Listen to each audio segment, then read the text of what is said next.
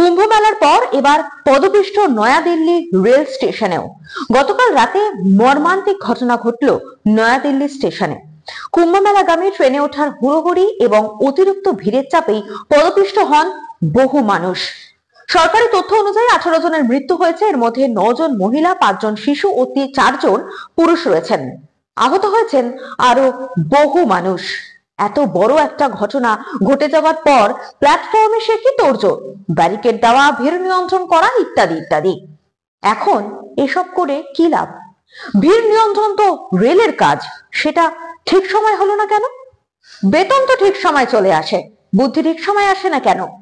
যাত্রীদের বেঘরে মরতে হলো কেন? প্রশ্ন উঠবেই, প্রশ্ন তুলবেন সাধারণ মানুষও, প্রশ্ন তুলবো আমরাও। 18 জন পদপিষ্ট হয়ে মারা যাওয়ার পর রেল জেগে উঠল।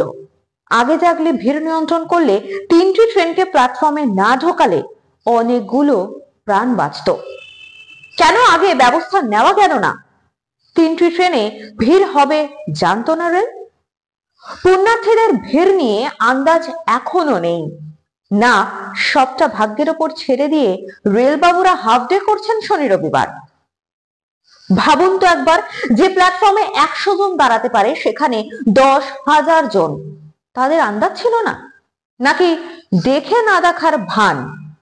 কেন এই ছেলে খেলা? কেন অপদার্থতার বলি হবে সাধারণ মানুষ? ইতিমধ্যেই তৃণমূল মুখপাত্র কুণাল ঘোষ তিনি বলেছেন যে রেলমন্ত্রী অশ্বিনী বৈষ্ণবের ওই চেয়ারে বসে থাকার কোনো নৈতিক অধিকার নেই।